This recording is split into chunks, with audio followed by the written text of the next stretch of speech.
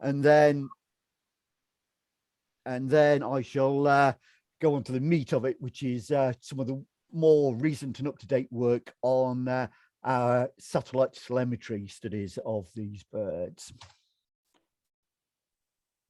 It's just taking a while to change the screen.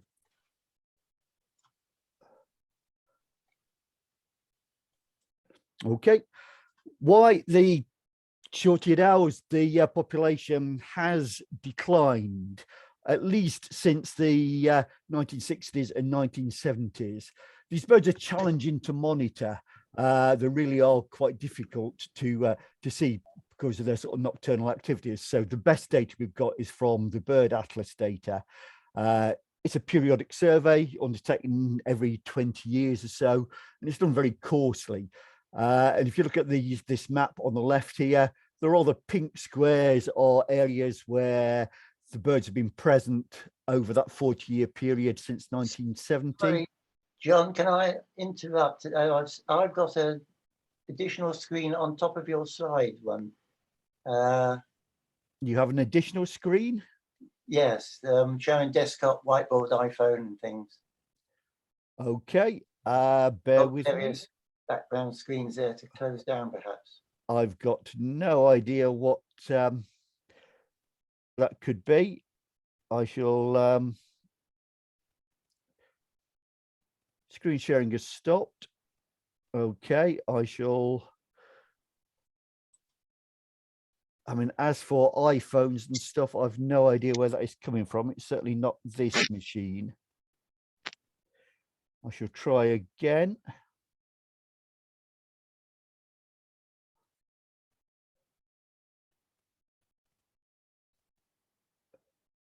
Is that any better? You're muted, I'm afraid. Yes, it's clear. It's clear now. Excellent.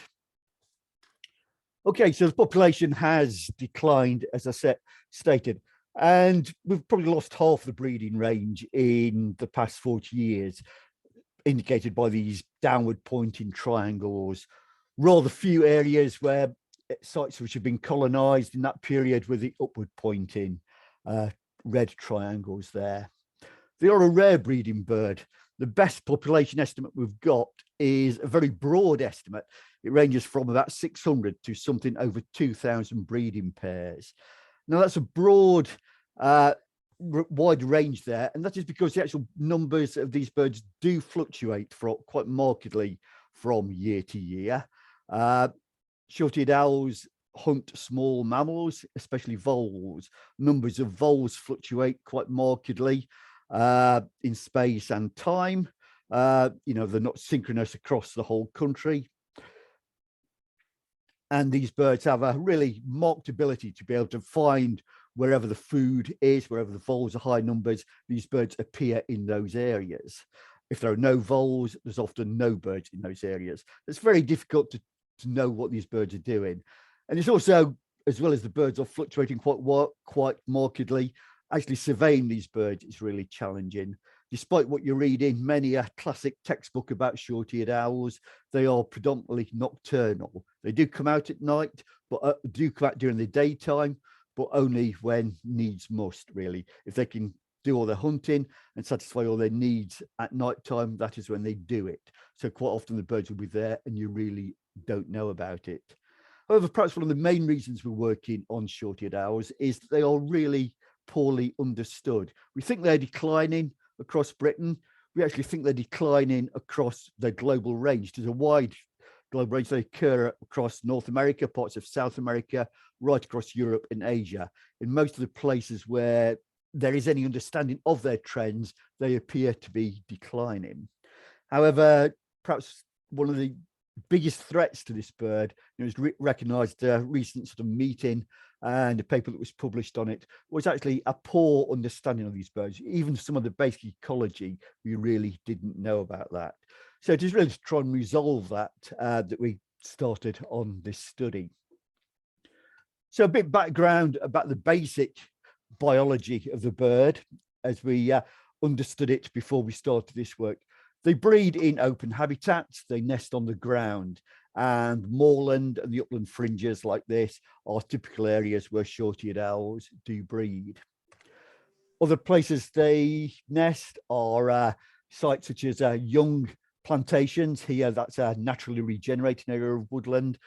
They are when such areas are often established by removing the grazing animals, they're fenced off, vegetation grows tall, and you get a flush of young vegetation that attracts with it a lot of voles. And as I mentioned before, the owls can be attracted. They can actually locate these often localized hotspots of voles and go into them. However, that's only a temporary habitat for them. When the trees grow up, the canopy closes, it becomes unsuitable for them. They need these open habitats in which to breed.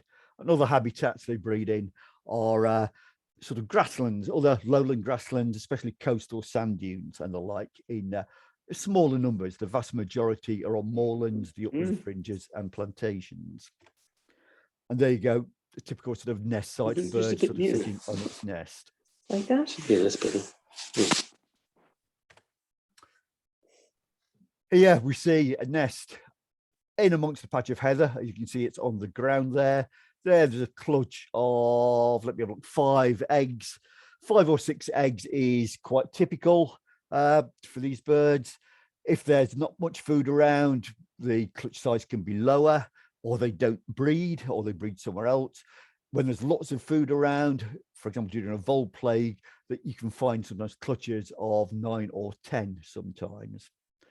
The chicks hatch. You can see here that they hatch asynchronously. So within one brood, you've got a whole range of ages there. And that's, you know, a good adaptation that we see in a lot of predatory birds, especially a bird that its prey base could sort of crash in the middle of the breeding season. Basically, these young chicks, the small chicks, are if there's enough food, they grow to fledge. If there isn't enough food, then big brother or sister will eat them. It's an emergency food supply for the oldest siblings. These birds nest on the ground, so they're quite sort of susceptible to predation from the like of foxes or stoats and the like ground predators. And one thing that they do is once the chicks get to a stage where they can thermoregulate by themselves like this, they disperse from the nest and spread quite widely in amongst the grasses or the heather or wherever they're nested. This means that if you know, for example, a fox does find a nest or a chick, it's probably only to take one of them rather than taking the whole brood because they're widely scattered in the ground. That's great for the bird, but it adds to the challenges of monitoring these birds. Not only are they difficult to find where these birds are breeding, to count the birds and to survey them, it's also challenging to monitor their breeding success because the young disperse. We can find a nest, we can find out if they're hatching quite well, but later on, knowing how many young fledge from a nest is really challenging because the birds can spread really quite widely. So if you actually look at the distribution of this bird, this is the sort of the more or less current distribution of breeding short-eared owls across Britain and Ireland. And there's 2 main landscapes that these birds are actually found in. One is islands and islands that support voles. Note they're more or less absent as a breeding bird from Shetland, more or less from Lewis. Basically, those are sort of groups of islands that don't have voles, whereas you find them on Orkney that has its own voles. You find it on the Uist that does have voles. Very most markedly, they're on Britain, which has voles, and absent from Ireland, which largely doesn't have voles. These small little clusters that you see are actually probably associated with some introduced populations of voles that you find. The other main landscape that we find these birds on is actually grouse moors. These are sites that actually have voles, but the 2 things that grouse moors and islands have in common is that both areas have low suites of predators. Islands, it is naturally because of that insularity that most of these islands don't have, you know, they've got absent no foxes, stoats aren't on most of those islands. They've got naturally restricted suite of predators. The grouse moors, those sites are managed you know, the predators are often removed, both legally in the forms of removing of foxes, stoats, weasels, crows, and as we know about, illegally as well for some other species. these birds nest on the ground, and it's a distribution that we sort of see with a lot of other ground nesting birds, such as waders. They're found in sort of most commonly on islands with low suites of predators, but also associated with landscapes, that is grouse moors, where predators are actively controlled. In winter, they're much more widely dispersed. You can see they sort of wander around to the lowlands of both Scotland and England, much more widely dispersed there. If you look at this map, it looks like a lot of the breeding areas or the birds leave those areas. It looks like it. I think that is incorrect. I think our latest evidence finds that these birds do stay in many of the breeding areas right through the winter, at least in some years. Again, I think it's just down to the difficulties with surveying these birds that most of the times that they will be just active at night in winter. And as we sort of look outside now, there's a lot of nighttime during the winter for these birds to be active, so they can do all they need to do then. Okay, we've been looking at sort of actually studying short-eared owls for well, over 15 years now. Specifically started off just through direct observations, and this was a piece of work which we were commissioned to do to actually develop methods to survey and monitor them. And to cut a long story short, we found that they were actually challenging to survey and monitor. They were really difficult because of this nocturnal activity and unreliable times of day or night when they were actually active. What we did sort of find then was actually there was such a lot of information out there about these birds that appeared to be incorrect or just simply absent. And we really needed, you know, it was then it dawned on us we really needed to start some study to actually understand these birds, understand their ecology and their biology a lot more.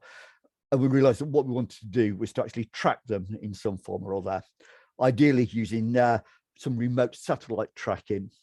These birds are relatively small, and at that time, sort of before, you know, around about 2006 onwards, when we first got this idea, the technology just wasn't there to be able to do these birds. At some point, we actually tried a small sample just using radio tracking, sort of monitoring these birds by hand, which was informative and useful to do, but it didn't sort of show us in the fine detail that we needed to know, and more to the point because we were only following these birds by hand. Once these birds left our study areas, just more than a few kilometers away from which their radios could transmit, we lost total, you know, we had no idea where these birds had gone. So what we wanted was some satellite technology that could we could actually detect these birds, we could actually upload the data remotely. And it wasn't until the I suppose around about 2015, 2016, that satellite tags were developed that were small enough to use on these birds. And it took us a while to sort of raise the money. This kind of technology doesn't come cheaply. But I'm glad to say, thanks to help from a lot of people, we did get started in 2017. And since then, we have tagged and tracked the movements of 25 birds. And that is a lot of what we're going to talk about from now on. Here's one of the birds. You can see sort of the antenna from the tracking there. And what we really wanted to find out from this was, I suppose, our principal aim or our first objective was to understand the habitat use during the breeding season. What was it in these moorland landscapes that these birds were using? If the tracking technology permitted, it would be fantastic to understand the habitat use at other times of year, and also understand these wider scale movements.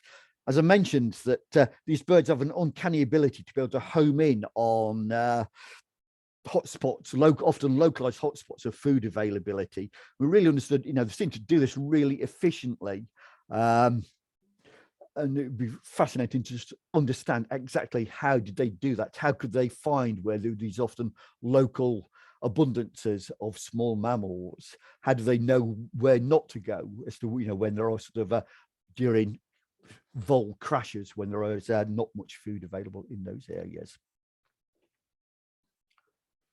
Our main study areas that we've been tagging these birds over the past 5 years, one very close to Perth, which is for you, it's mostly sort of on the moors between Crieff and Aberfeldy, where we have been tagging these birds. Also, literally just above where I'm sitting right now, just outside of Stirling, and the Oak Hill Hills, and also on the Isle of Arran. We wanted to tag samples of birds on other islands because we're interested in understanding how these birds interacted with different prey bases and different predator bases. As we all know, we've had some travel restrictions over the past couple of years. So our plans to probably try and tag a few birds in a few other places around Britain didn't amount to much. However, some colleagues of ours, some friends at the University of Iceland came to our rescue. There are short-eared owls there, a very different prey base, a different predator base. Interestingly, they have no voles on Iceland, and I was always wanted to know exactly how did these birds survive there? Did they behave any differently to what they do in mainland Europe or in Britain?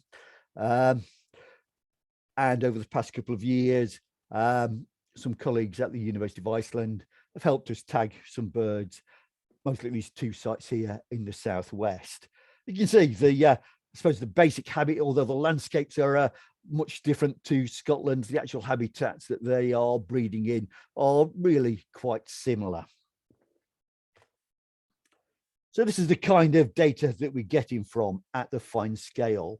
These are home ranges of birds. There's actually two breeding territories here, one in the south, one in the northwest here, and one which was sort of a late summer home range that a bird used during August through to October in 1 year. And these are the kind of fixes that we get. We get these fixes, depending on how we've programmed the tags, every 2 to 4 hours that the data is coming through. And they're really accurate. We can sort of locate where these birds are to within 2 to 3 meters. So we're able to identify what habitats these birds are using within this moorland mosaic, which is heather and grasslands and other aspects. And you can see I've colored the dots from these fixes appropriately, red for heather, grass, yellow there for the grassland, and the others are some of the juncus flushers and maybe the odd plantation that stands in those areas. A typical home range during the summer months when they're breeding or when they're present is 200 to 250 hectares. We found that's pretty consistent across all birds and just about everywhere that these birds have gone in that time. That's the range that they use during that time of year. This is that same map, just part of it on the bottom here. Well, this is what that land looks like on the ground.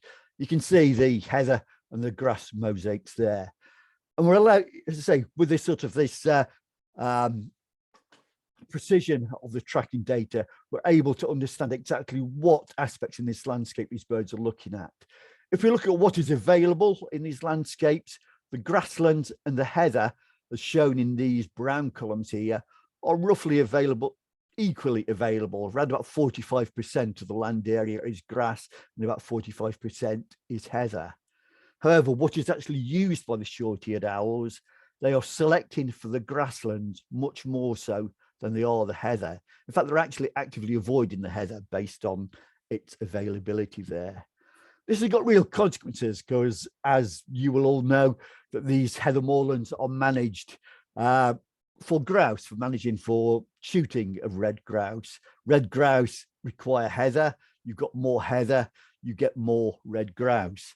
So there's an incentive from the grouse moor managers to get more heather, to get more grouse. The short-eared owls are actually avoiding the heather. They're using the grasses. So this heather increase that the managers are wanting is at the expense of the grassland. So actually could be at the expense of short-eared owls. Also, it has to be said that conservation bodies actually encourage heather in these areas. You can actually get or you used to be able to get payments through agri-environment schemes to increase the heather cover, often at the expense of the grasslands. And for some of these sites which are designated, conservation bodies assess the site condition by the extent and quality of that heather. For short-eared owls, I would say it is at least as equally important to actually understand what the grasslands require. we should be looking at the extent and the quality of those grasses as well. And if I actually think of the other suite of birds that use these moorland areas, perhaps with the sole exception of red grouse, so all the other birds that are there, like black grouse, the curlew, the lapwing, the whinchats, there's a whole suite of birds that use these areas. If we actually knew their ecology in the detail that we're now finding with the short-eared owls, I would suspect that the grasslands would be at least as equally important as the heather. So we need to, give more emphasis to the grasses in these areas, give it at least equal priority as the heather. This is just sort of a quite marked example. This is actually a very intensively managed grouse moor in Murray. And we can see how this owl has very much used the grasslands on the periphery of it, avoiding the most intensively managed heather moorland there almost completely.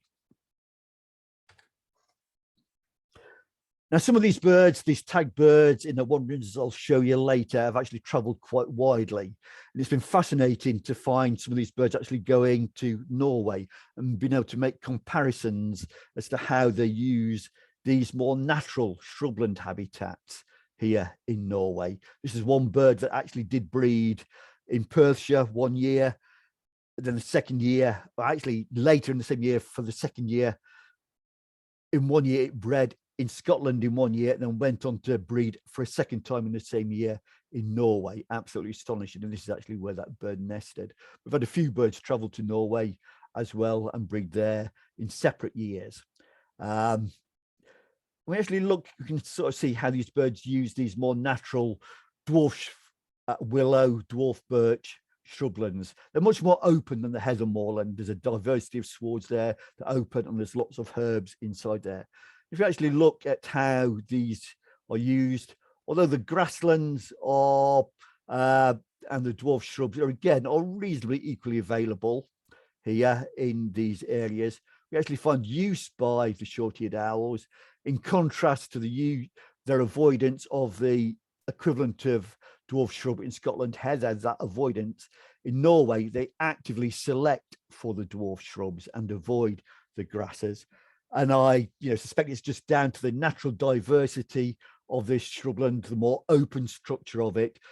It can support voles, it can support a greater diversity of life in there. And the owls are hunting over these more natural dwarf shrublands, as opposed to avoiding the more intensively managed heather moorlands of Scotland. This has got real implications for how we manage our sort of more montane areas in Scotland. For example, here, sort of on some of the moderate high slopes on the south slope of the Cairngorms, these, under natural circumstances, would be covered in dwarf shrublands like these sites in Norway. They're low ground, the heather there is burnt and grazed heavily by both deer and sheep. And I sort of suspect that, if these could be restored to more natural type habitat, to dwarf shrublands that look like that, we could create conditions that would be good for short-eared owls, and they could actually start to breed in these areas. Short-eared owls move up to these high areas in late summer when they're finished breeding, or at least some of them do, but they don't breed up there. If we could re-establish those conditions, they could breed up there again. Why is it important? Why we should actually stop? We've got sort of moorland habitats, we've got islands that support short-eared owls. Why would we need to create more habitats? Well, it's probably no secret that sort of grouse moor management is controversial. There are issues for it to be revised, different ways of management to be revised to be less intensive, even sort of caused for it to even be banned. And, regardless of where you stand on that debate of how you should manage heather moorland, it makes a lot of sense to actually have some alternative strategies should anything change to how that happens, and re-establishing, restoring the natural dwarf shrubland habitats at higher elevations could be a good alternative strategy that could be suitable for short-eared owls. It's never wise to have most of your population supported by just one single habitat type and one single land use. It's good to have alternatives out there. We're also finding that from this tracking data, with the precision of it that we've got, we can see how these birds use the landscape during different times of day. There's a short-eared owl nest in this patch of rushes just in the foreground there. And during daylight hours, it uses a very restricted area around the nest. The male hunting around it, provisioning the female while it's sitting on the nest. Very restricted area at all during daytime. However, at night time, it's using a much wider area of ground. And very importantly, they're actually spending a lot more time on the higher ground as well during the hours of darkness. It's interesting what that should be. It could be because their prey is more active or more available on the higher ground at night. I can find no evidence to suggest that is the case. However, what we do know is that these higher ridges are actively hunted by the likes of golden eagles during the daylight hours. Golden eagles are quite big predators of short-eared owls. I don't think short-eared owls are a major food source for golden eagles. They see them more as a nuisance, a potential competitor, probably for a sensible prey.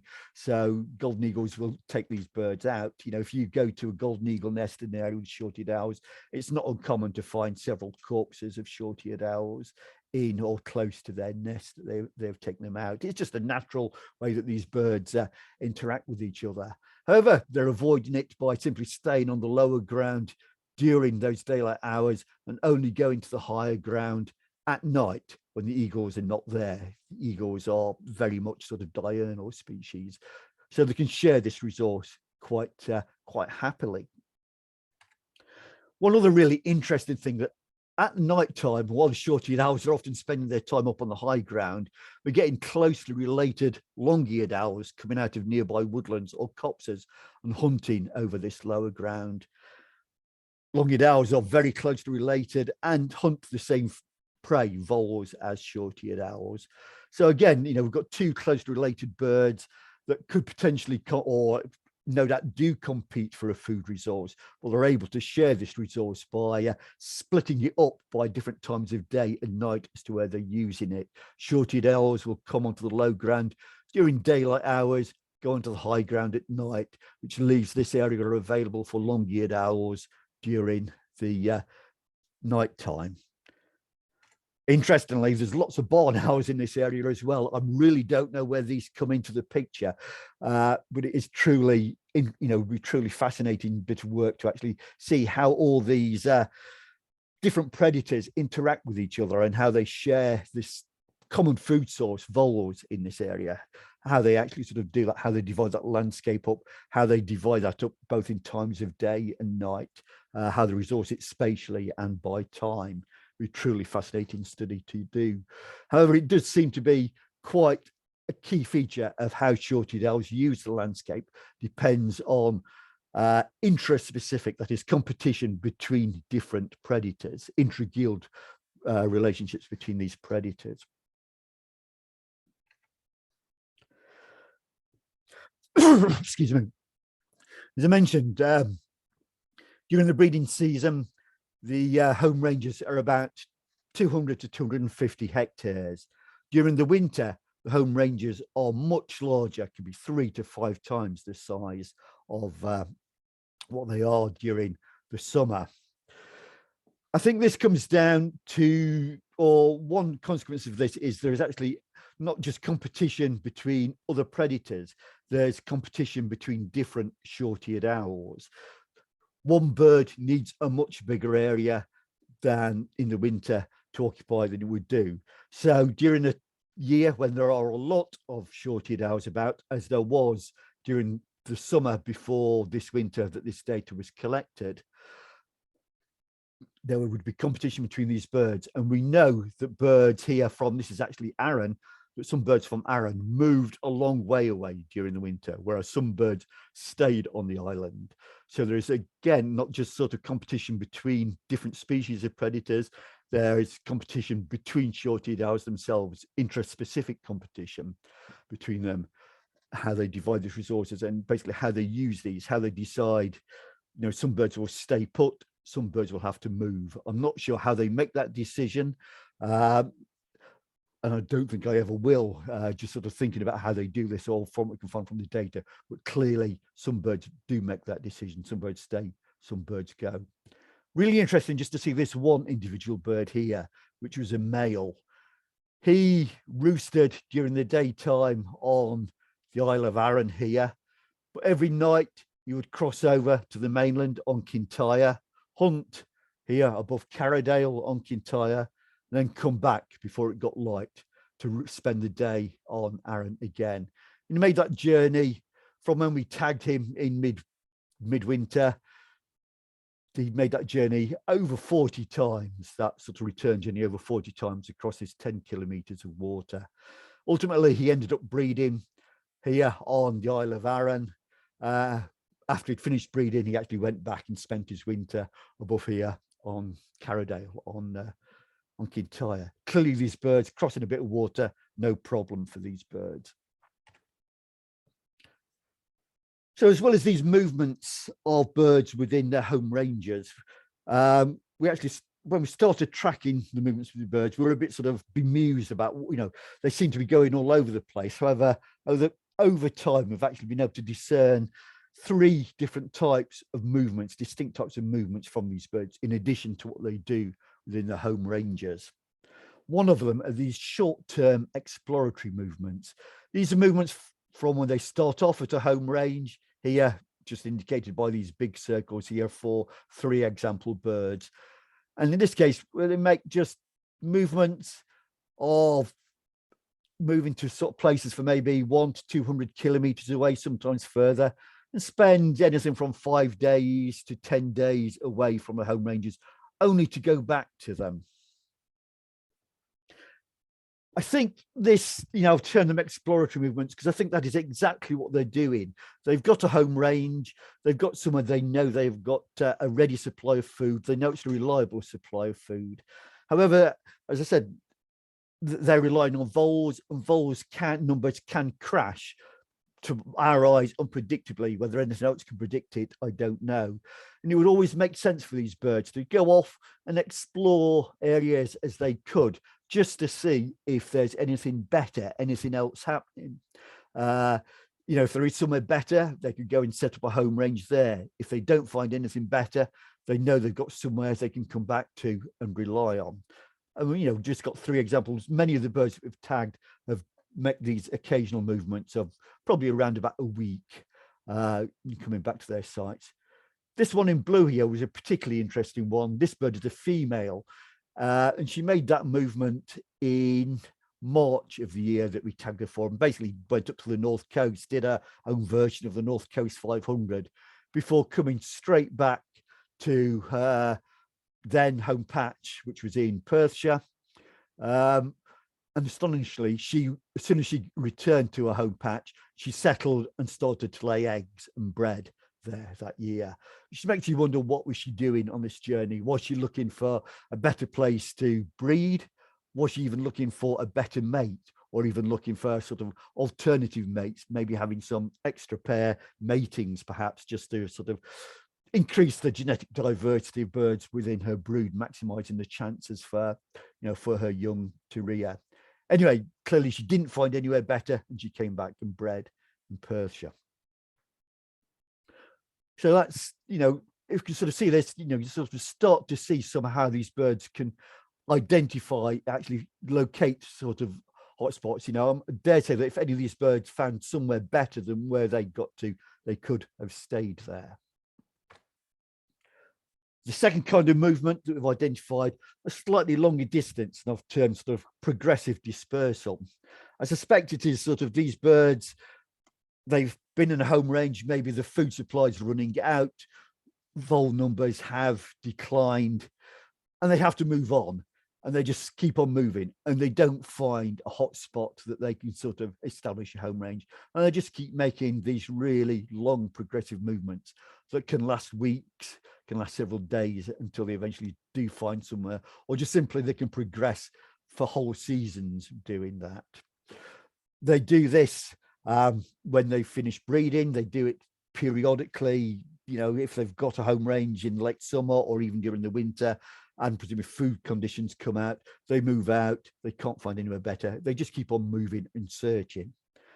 Interestingly, what we have found amongst our birds is that every female that has bred, the females incubate the eggs for a month, and is provisioned by the male. She doesn't do any hunting or very little hunting by herself. Some birds probably do no hunting whatsoever. She broods the young in the early stages. Again, during those early stages, the male is providing for the young mostly, and also the female.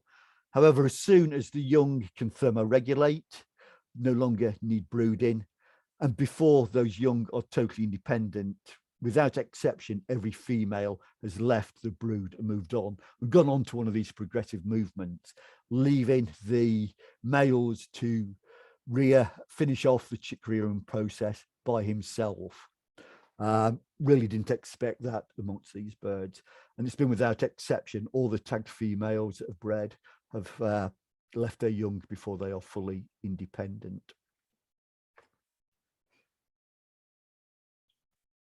This is sort of just a bird that was on one of its movements. I'm just sort of using this as an example because during the winter, we know that these birds can use communal roosts. And this bird did actually join a communal roost just outside of Peterborough. This was a bird that, again, was tagged originally in Perthshire. And the following winter, she wandered widely around Ireland and the southwest of England and spent her time roosting down here. The following season, she, didn't breed in Scotland, which is really curious as to why she did that, because she actually went on to the Norfolk coast and then crossed the North Sea and presumably looked like she tried to get to Norway. Unfortunately, she didn't make it to Norway in that season. She hit some bad weather before she actually got there and died actually at sea. So clearly making that movement was a very risky decision. It was a fatal decision for her. So it's really curious as to then, while she was sort of down here in the fens, in the previous year, she had bred successfully in Scotland. In fact, in the previous 2 years, she had bred successfully in Scotland. Why didn't she try and get back to Scotland first? We knew conditions were poor in Scotland in that sort of year, the year after she was here.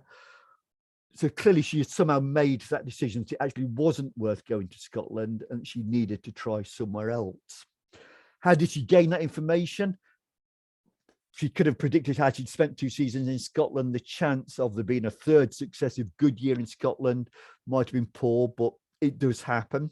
So, that just might be something that they do normally. But I suspect they actually make use of these communal roosts. If you think, there could have been a dozen birds in this roost. Each of those birds had made all these exploratory movements and progressive movements from time to time. These birds can gain information from each other at these roosts. I'm not saying that they're actually chatting to each other to say where the good food is, where the bad conditions are, but they can actually see the condition. They can actually see the weight of these birds. They can sort of assess what sort of condition these birds are in. So if they've seen a bird that may have come in from the north and realized it was particularly lean, in poor condition, they would know that is not a direction to actually go in. So it needs to go somewhere else. And maybe this bird had actually found birds that had come in from the east, maybe from further north, maybe from Scandinavia, that were in better condition. So decided to breed, that she would try heading off in that direction at that time. So you can start to see how these birds could actually find, how they can be nomadic and actually find these hot spots of food. They're making these different types of movements, these exploratory movements, these progressive movements. And if they're roosting communally from time to time, they can actually gain information from each other as to know which directions to fly in. There's a whole community of birds out there to making all these exploratory movements, so they can gain information from each other and get some insights as to know which directions to fly in. You follow another, you're hungry, you're going to follow a fat bird. It makes a lot of sense. You don't follow a thin bird. You see where they can go. And you can sort of start to understand just exactly how it is these birds can find these local hotspots. And just sort of come back to sort of a site that clearly an area of part of the world that you will all know, just to show how some of these progressive movements of birds happen, probably round about Perth. This is just the movements of one particular bird, literally over the past 2 years that's wandered around. This bird's actually, as we speak now, is in the west of Ireland in County Clare. You're just clearly wandering all over. In addition to these movements that we described, they are capable of making really long distance, almost classic migratory movements on that. We've got these birds that have traveled north into Norway. As mentioned, we've had actually 3 birds that have bred in Perthshire in 1 year and have then gone on to breed in Norway in subsequent years. You know, truly remarkable. We've even got this one remarkable bird that was actually from Arran. She sort of wandered, spent one winter down in the south of England, then headed off east, went to the Urals, and then sort of doubled back. And eventually, it would have been this year, she bred in the Pechora Delta in northern Russia. So that's a distance of 3,200 kilometers between sequential breeding attempts by the same bird. Somebody asked me the other day, you know, what is a record for the distance between sequential breeding attempts by a known bird, and where it nested in 1 year and where it nested in the next year? And quite honestly, I didn't know the answer, but I, happy to throw in a bid of 3,200 kilometers as a starter for short-eared owls on this case. Also noticed again, just literally a few weeks ago, one of our tag birds from Iceland actually made the crossing down to Scotland. She actually travelled down into Wales, went to Devon, and then actually came back to the Severn Estuary, where she died. We actually got the corpse. She was really emaciated. She was starving. She sort of died of starvation down there. Also see, we've got these birds. 3 birds have travelled south into the Sahara, including this incredible bird that went eastwards, actually went into Latvia and into Belarus before making the journey southwest. We have 3 birds, one here in the Western Sahara, one in Mauritania, one in Libya. All these birds that went into the Sahara have actually died there. None have come back.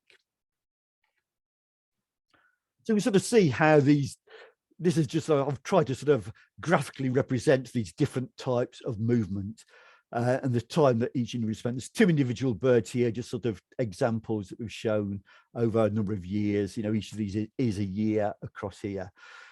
Birds spending on the home ranges, are they nesting in red or blue? As you can see by the length of time they spent on there, each of these birds is spending most of their time on a home range, not necessarily the same home range, but just moving from place to place and spending lengths of times on those, but then making movements of a few days or several weeks in between finding these sites. So they're spending most of the time on home ranges. These movements take relatively shorter periods of time.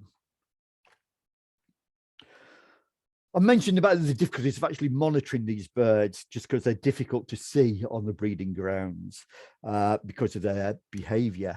However, there's also other issues to understanding the birds. Is that we've got this one bird here that bred on Arran in 1 year, spent most of the winter in that area, did go up into Argyll a little bit, but then came back. And she was actually going to be looking quite exceptional. It looked like she was going to start to settle in her 2nd year, this year, which would be, well, last year, sorry, which would be 2021. It looked like she was going to settle to breed for a 2nd year on Arran. It looked like she was going to be the first bird to breed in the same place twice. In the event, she didn't. She went on and moved.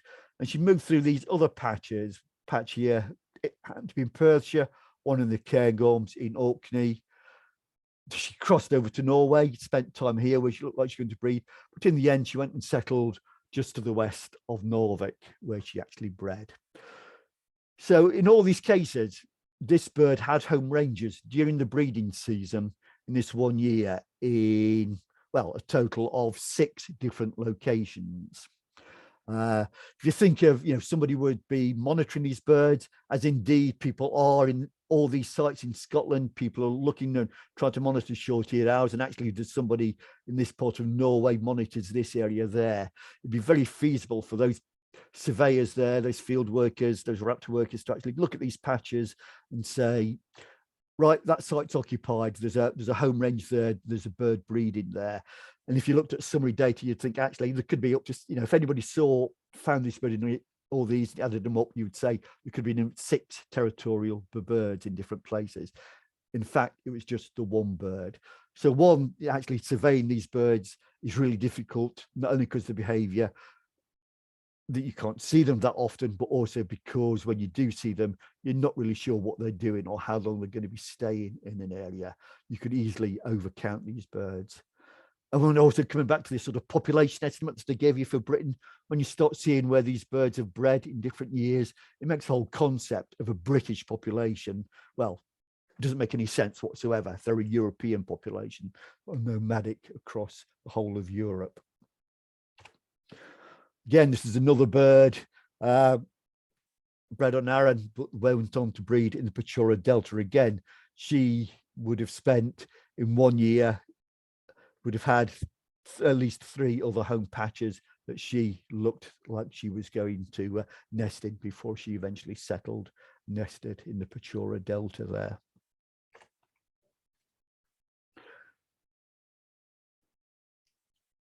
By tagging these birds, we found out when we actually lose track of them, when they die. I mentioned the 3 birds that died in the Sahara. Clearly that these sort of long distance journeys are quite a high risk strategy for the birds. I'm assuming those 3 birds were attempting to get to the Sahel on the other side, but just didn't make it. We've had 1 bird die at sea, as I kind of mentioned. 2 birds have died in run over on roads, traffic collisions that we found. In winter, we've lost 5 birds. That is in addition to those that were in the Sahara. Only one of those, which is the bird I mentioned that had come from Iceland, do you actually know the outcome of? She starved. The other birds, these tags are solar powered. They, during the darkness of winter, most of them don't retain their power, so we can't really find out where these birds have gone. We just know we've lost them during that 6-week to 2-month period that we can't follow them in the winter. So they could have been predated, or they could have just died of starvation. We don't know. We've had 1 bird lost while she was actually incubating. I suspect she was predated on the nest. However, most birds, the greatest period of mortality we find is immediately after breeding. And they also go into a catastrophic molt straight after their breeding as well. Like you can see with this bird, lots of wing feathers missing there. This is a male. You can see just a tag on him there. He actually survived that period after breeding and molt and went on to breed a second year. He actually was one of the birds that went on to breed in Norway in the following year. But he, as many of his fellows, went on to when after he bred in Norway, appeared to breed successfully based on his behavior, but died, or we lost track of him immediately after them. I suspect, it's looking like these birds have a strategy of, they are high risk at this time. They're putting most of their energies into breeding, both sort of incubating of the females, just doing solid periods of incubation and brooding of the early young. The males feeding their young. They travel long distances to get to places where they can breed successfully. When they can breed successfully, they try and rear large broods. So what we're finding is that sort of immediately after breeding, they've used all their energy. They are really susceptible at that time. And we're finding a lot of these birds, I suspect, are predated soon after breeding.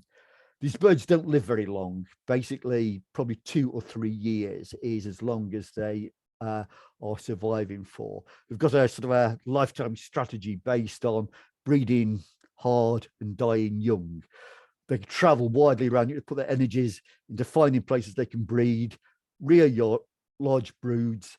If you can rear large broods, you only need to breed maybe 2 or 3 times at most to actually effectively replace yourself. You don't need to live long. So they actually put their own survival, the individual survival, at risk but the gains of it is that they can produce big broods quite reliably year on year, but they travel to different places to do that. This shows some of the sites that these birds have actually died in the Sahara, just to show you some of the really bleak landscapes that they go to, of those 3 birds. I mean, we've looked at, sort of seen a lot of images of Mars recently from these various probes that go there. And quite frankly, when I sort of look at these images of Mars, there seems to be more signs of life than there is at some of these places that these owls have gone to in the Sahara. There are numbers of records of short-eared owls south of the Sahara in the Sahel, and I suspect it is where these birds are trying to get to. And that could be one of the problems that these birds are facing with the expansion, the increase in desertification of these areas, the expansion of the Sahara. It's probably just becoming increasingly challenging for these, as with many other migrant birds, it's increasingly challenging for these birds to cross that. So that might be one of the problems these birds are finding. This bird up here that's got the image of there is actually a tagged bird that was tagged by some other people in the Czech Republic. Unfortunately, its tag didn't work, but incredibly, somebody actually found the bird in the Western Sahara. So it's not just our birds that are traveling there and succumbing in the desert. So it comes on sort of, there are birds elsewhere in Europe. What are the trends actually widely in Europe? We're actually finding, this is sort of from the European Atlas, these grey dots are roughly 50 kilometre squares, where birds have been present in both 1990 and the most recent European Atlas data around about 2015. The red dots are areas where birds have been lost from. You can see there's quite a lot of them. But the green area dots are areas where these birds have colonized. So despite what I said at the start, that we've got some evidence of long-term decline in Britain, actually across Europe, there's actually evidence of some recent increases. I think these increases in Eastern Europe are probably associated with agricultural abandonment. Basically, what was productive agricultural land has been abandoned and has got turned to rough grassland, which is good for small mammals. It's probably not a long-term solution for these birds, because if they remain unproductive, agriculturally unproductive, they're going to revert to shrubland and woodland, so they will not persist at that, or they could go back to agricultural use. So it is probably only going to be a temporary measure. I'm really not sure. I think these in southern Sweden probably reflect some extensive clearfell plantations and areas. What I have found, there's probably a completely different subject, and I could sort of talk for a whole other evening about this. A few years ago, I did an analysis of ring recoveries of birds across Europe, and it looked like there was a relationship between how far birds migrated and what the population levels were at a time. When population levels were high, these birds migrated longer distances. When populations were low, they were not traveling great distances, which again is more evidence that there is competition within the same species of these birds. At high densities, there's a lot of competition between birds, so more birds travel greater distances. And I think that based on sort of more recent ringing recoveries from then, I probably need to repeat this analysis with more recent data, that some of these birds are starting to migrate greater distances again, and our ongoing tracking data supports this. So probably some populations across Europe are actually starting to increase again. As I say, it's difficult to know because of the challenges associated with monitoring these birds, but yeah, it'd be fascinating to know more about exactly what is going on. Just rather quickly going back to Iceland, as I mentioned, we've got these birds tagged in Iceland, which is absolutely fantastic. One of my first questions is, there are no vole populations in Iceland. What are they eating? And the answer is wood mice. There are wood mice went over there with the first Viking settlers. After 1,000 years of isolation on Iceland, these wood mice have become actually larger than wood mice in mainland Europe. So they make a really good alternative to voles for these owls that are there. And in conjunction with there being relatively other few predators there and competitors, short-eared owls can clearly cope with a slightly smaller prey, and they breed well. I mean, this is all the landscapes they breed in. these looping fields are actually quite important hunting and actually nesting areas. You can see a clutch there within this looping field there. Lupins were introduced to Iceland with the aim of trying to stabilize the volcanic sands there in many ways. It has been regarded by many ecologists actually as a pest plant now, in that it's encroaching on some of the native vegetation and encroaching on some of the sort of important wader populations that breed in Iceland. However, short-eared owls like it. So I guess there's a silver lining to that potential problem there, is that it's actually providing a habitat for short-eared owls and their prey, because the wood mice like these looping fields too. So yeah, it's not all bad news about that particular non-native plant. Rather interesting, actually, looking at some of this. This is a track of a bird in Iceland. And we found this for some of these birds are actually spending quite a bit of time on small rocky islands out at sea. Really curious as to why they should be doing that. And where some of these birds have actually come back and looked at their prey, sort of the pellets, just initial examinations of the pellet remains seem to show they're actually going out there and hunting quite specifically on purple sandpipers that are out on these small islands. Sort of quite big waders to go out there, but clearly the short-eared owls it's worth a while going out there to try and hunt purple sandpipers specifically. Okay, so more or less in summary, sort of, what we've learned about these birds so far, what are the opportunities and limitations, what could we do to help short-eared owls in the future, and what could be the threats? I've talked a lot about moorland management. They are benefiting from the predator control on moorland management. However, if the heather management gets too intensive, then that is not good news for short-eared owls. They like low intensity moorland. You can get too much heather. They want the grassland.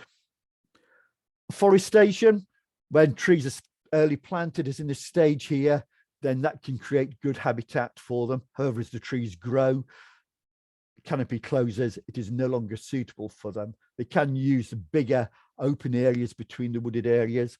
However, as I mentioned, an overall rewilding aspect, if this sort of went further up the hill and we got restored dwarf shrubland in the montane areas, then that could well create new habitats that could be used by breeding short-eared owls. And islands are important for these birds too.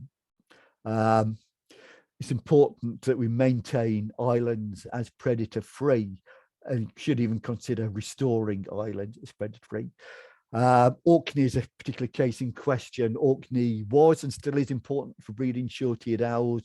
Stoats managed to get themselves established there 10 or so years ago, and short-eared owl numbers, along with some other ground nesting birds, declined markedly as a result of that. Hopefully the current plan to eradicate them will see restoration of short-eared owl numbers on those.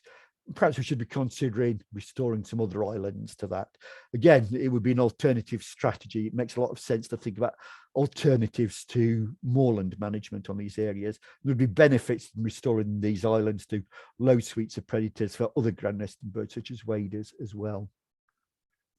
Outside the breeding season, one of the things I have noticed when these birds are making these I suppose progressive movements is the use they make of small fragmented patches, sort of scrubby corners of fields, bits of derelict ground, very small nature reserves as well. Just sort of, they're not big enough for a owl to sort of set up a home range there for any length of time.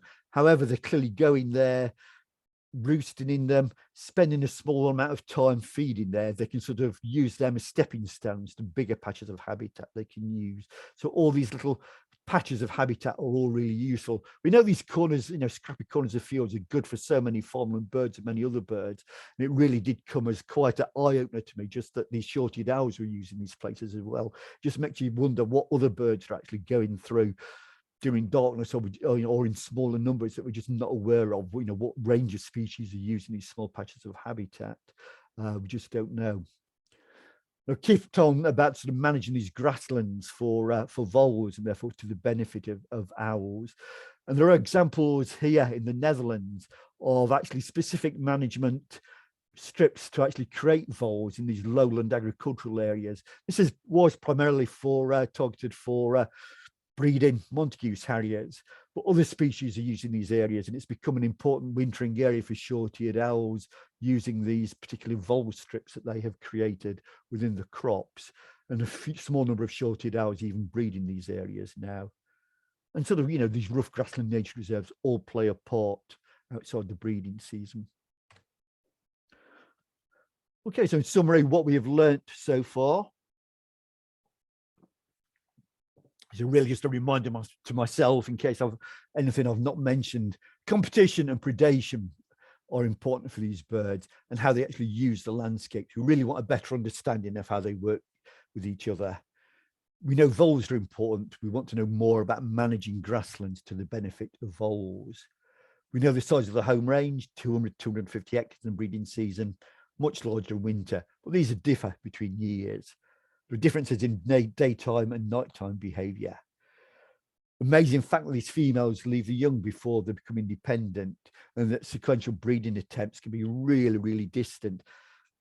Our closest breeding attempt so far from one year to another has so far been 40 kilometers. We've had nothing closer than 40 kilometers now between years. And also, these birds, whatever they do, differs from one year to the next. We haven't had a bird breed in the same area. It's not wintered in the same area. It's not even done that similar things while it's moving from one year to another. So they just do things very differently from one year to another. We've identified key times for mortality. After breeding is important. Key time for that we get a lot of losses then. They don't live long. So where are we now? This is sort of map of all our tracking data so far. 25 birds tagged, over 23,000 accurate locations. My plans are now, we've tagged our target number of birds. More to the point, we've spent our budget on this, quite frankly. So now I need to knuckle down and start processing and analysing this data in earnest. So over the coming months, that is exactly what I'll be doing. The aim to sort of get all this information out, written up in papers, get it peer reviewed, and then we can get all this information in the public domain so people can start using it for the benefit of short-eared owls, how to manage land for them, and support the habitats that these birds and the birds that they share those habitats with can require, all for the greater good. So finally, thank you to all the people who have helped with this work. Loads of people have helped with the catching and tagging of birds. Many people have come out with us and not caught any. So special thanks to them. They haven't had the satisfaction of seeing these birds in the hand. And thanks to the many people who've donated, contributed to funding these birds. Each of these tags has been expensive, and satellite time is expensive too. So it's been a costly bit of work, but I hope you'll agree with me that it has been worthwhile. What we've learnt has been really, really phenomenal. And finally, a special thanks to these three particular individuals who've gone over and above, especially Neil on the left. He's our local man in Perthshire. And he was with us right from the start. In fact, he sort of was key to actually getting this work started. It was his enthusiasm about these owls that really kick-started all this work from the start.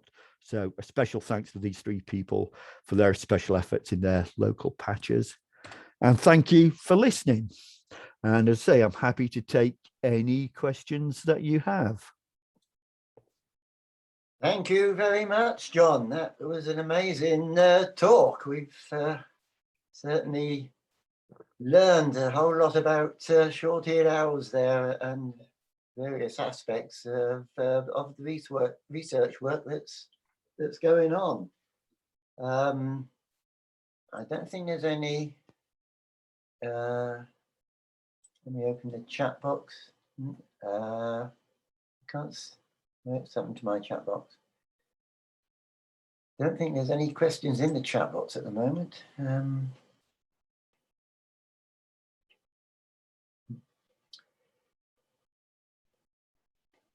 Okay, well, if anybody wants to ask a question, then unmute yourself and fire away. Can I then? Yes, John. Yeah, a few years ago, I was on Skomer Island off the coast of Pembrokeshire and watching a short-eared owl hunting in the middle of the day. And it was quite clear from what we were told there that this was the time we are most likely to see it. Now, you say they're mostly nocturnal. So what was going on there? Yep, I would. One of our original plans, was to actually go to Skomer and actually try and tag some birds in Skomer and see exactly what is going on there, because it is quite an isolated and dense population. Clearly, that wasn't sort of feasible for us to do. However, I suspect it was simply, we do see these birds hunting in the daytime, but it is on a needs must only. What time was that during the breeding season that you saw it hunting during the daytime? It will have been about June. In which case, I would suspect that that bird would have had young then, and nighttime is short then. That is the time that we can most reliably see breeding birds, is when the nights are short and when they've got big demands. They've got to sort of feed their young for that time. So as I say, they are mostly nocturnal, but when needs must, they are capable of activity during the daytime and will do that, which is probably why we often get in the old classic books, they tell you that short-eared owls are really unusual amongst owls because they are active at night. Because you do see them flying around active during the daytime. You do see them flying around during the daytime. They do hunt during the daytime, and I suspect your individual bird there would have been feeding its young then, so having to be out during day. Okay, thanks. Yes, that's interesting, because I had more or less the same experience in that I was actually doing a breeding bird survey on South Uist, not my normal square, but I did a one-off when I was on holiday, and I came across the short-eared owl while doing the survey. So that was breeding season, of course, and 9 o'clock in the morning. Yep. I mean, I sort of just, I used to sort of start some of these talks probably with a quip that, it's always a good day when you see a short-eared owl. And by working on short-eared owls, I get to have lots of good days. But sort of now I know more about them, I sort of realize that actually when you do see a short-eared owl during the day, it means it's actually quite stressed. It's either got high demands, or if you see them flying around in the winter, as you do see them flying around in the winter as well, they are probably really quite challenged at the time. If they're actually having to hunt in daylight during the long, during the short winter days, then they're clearly having problems finding enough food. They don't want to be out during the daytime, but they can do when needs must.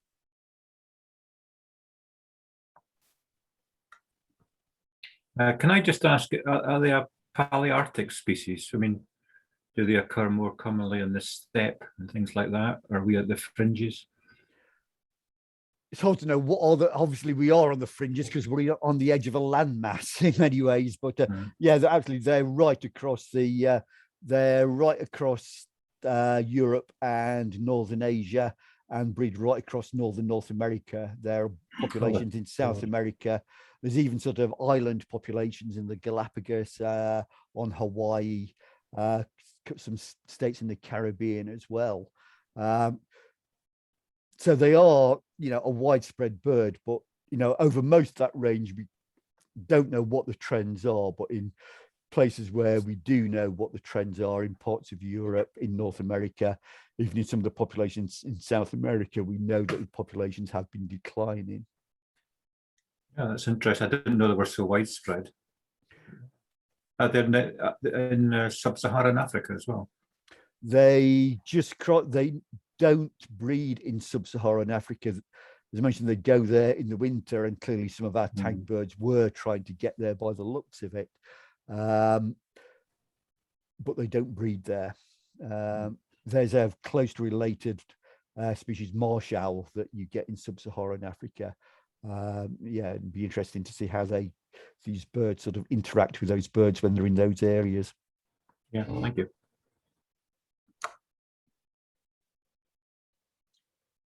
Anybody else? Perhaps I can ask a question in the meantime, John. Given the remarkably short lifespan, and the high risk strategy in potentially traveling long distances and getting lost, or the risk that entails, did any of your 25 birds stay more or less in the same area with just very local exploration? Yeah, in some years they did. They never did the same thing from one year to the next. You know, we've got birds that stayed in one area, bred in an area, and then as best we could monitor them, they spent the whole winter pretty close to their, you know, making the odd exploratory visits, but spending the winter very close to where they bred. However, the following year they went, you know, flew to Norway or something to breed or something like that. So they're doing very different things. You know, while some birds are staying put, some birds are traveling great distances, and some birds are clearly doing both, so different things in different years. How they make that decision, I don't know. You know, it's interesting. Look at some studies on snowy owls, and they too have got some individuals that stay very local and some birds that are very dispersive or nomadic, like the short-eared owls. And they're suggesting that it is the older and dominant birds that are the ones that stay put. However, for a bird that only lives for a couple of years, it's hard to see how they can actually establish dominance in that sort of time to such a degree to do that. But clearly, you know, somehow they are making a decision of some birds staying, some birds moving, or for individual birds doing. That's one thing we have noticed. There's a real plasticity in the behavior between individuals in how they actually use different landscapes in different areas, as well as their whole degree of, you know, the whole movement behavior. It's just changes all the time. You know, it's part of being a nomad, I guess. Yes, thank you.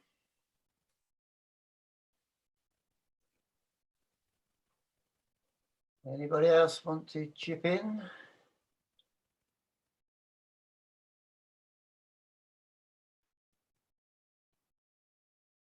Okay. Well, it's my pleasure to thank John very much indeed for a stimulating talk. We've learned so much about short-eared owls. A lot of it was new to myself. A lot of it I just didn't appreciate, such as the remarkably short lifetime of 2 to 3 years. There've been so many surprising aspects, not just the distance, over 3,000 kilometers traveled by some of those birds. Also, the idea that the Icelandic bird would take off to the smallest of skerries and prey on purple sandpipers. A really interesting aspect that was uncovered. And there's been so many of these little tales along the way that we've learned about. It's been fascinating. In addition to the short-eared owls as well, there has been an exploration of the use of tracking technology. And as the equipment gets more and more miniaturized, it becomes more versatile and can be used more and more widely. And it just has opened up the scope for learning so much more about the birds. As you said in your opening remarks, in 2010, there was so little you could do by standing in one location on the hillside in Stirlingshire or Perthshire, compared with what you can do now with the advances in the technology. And that applies right across the board to the researchers in birds, which makes so many fascinating case histories. Thank you very much, John, for that talk. It's been a lovely evening, and if everybody was here in person, we'd all give you, I'm sure, a round of applause, but we'll appreciate it in whatever way we can. Thank you very much indeed. Thank you very much. you.